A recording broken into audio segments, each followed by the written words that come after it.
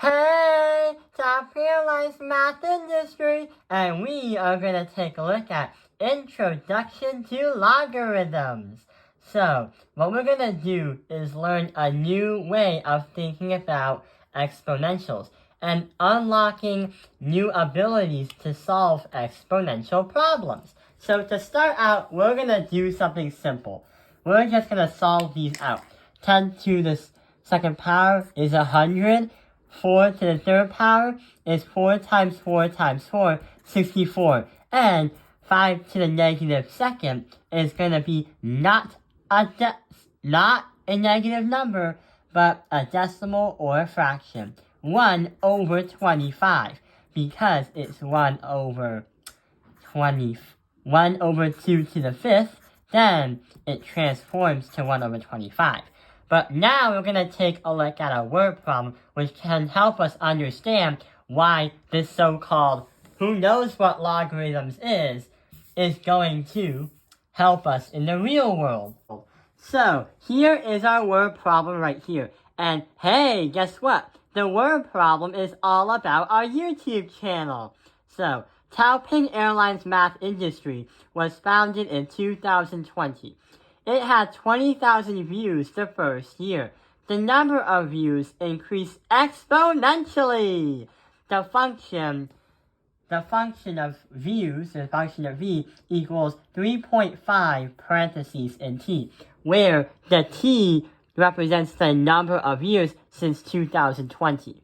That is information that is very helpful. But the real question right here is estimate in years when Taiping Airlines Math Industry would reach 150,000 views. So let's try to come up with an equation on a separate piece of paper what this might look like. So we can say that the starting point after 1 year is going to be 20,000 views. That is going to be the principal, the start. And that's going to equal to a parentheses of 3.5 times the t. But hang on. There is something really confusing about this equation right here. We're trying to find the number of years when our channel would reach 150,000 views. But the problem is, you can't really do that because if t is the thing we're trying to find, or the x marks the spot, yeah, we're pretty much stuck. The reason why is, it's not like if there was an exponent and you don't know what the 20,000 was, you would definitely solve it and it's easy. But it's not like we know it's a square root, we don't know if it's a cube root, or we don't even know if it's a fourth. We have no idea what t is. So, in this case, here's what we have to do. If we can't find what the exponent is, instead of trying to find the principal, which we usually would, because over here we found what the principal was. But assuming you had the same sheet, but you didn't have this, you did not have this, and this was taken away. Without those shaded out numbers, how would you do that? Well, here comes when the logarithms come in. The logarithms are actually a helpful strategy and a helpful method that can help us understand what the exponent is if you already know what the simplified answer is. So, a logarithm is an exponent. We have two things right here, two equations. The first one is in its logarithmic form. The second one is in pretty much the form that you've been seeing for the last few years when you're playing around with exponents. So, we have the log b of a equals x. That's trying to say, for the logarithm, because that's the name of the strategy, if you have a base of b and your simplified answer is a, then what exponent would get me to the letter a if I put it into this equation? But that's the same thing as saying right here, the base of that so-called missing exponent is going to bring me to that simplified answer. So it's another way of thinking about it. But uh-oh. You know how exponentials have a lot of rules in mathematics? Turns out you can't logarithmic everything that's possible. The reason why is, 1, you can't have fractions. When you can't have negative exponents because they'll become fractions. But hey, you actually can. I actually take that back.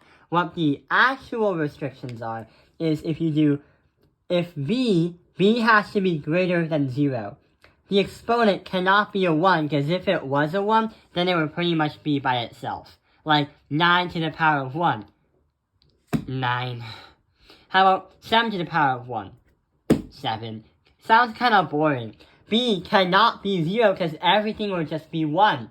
This method would not work when B is 0, but the letter A has to be greater than 0. Let's try to actually solve a problem. So we know the rules of the game, and we know what to do. So this is kind of easy. So what we like to say is a simple sentence that will help us guide us to our answer. The log base 2 of 16 is going to equal what number? Let's just say it again. The log base of 2 will give me to what exponent? Some math teachers actually want you to say it so it kind of fits in your brain. Because sometimes people get mixed up with what the numbers even mean. Because even though there's 3 numbers, you sometimes forget what they do and what they say.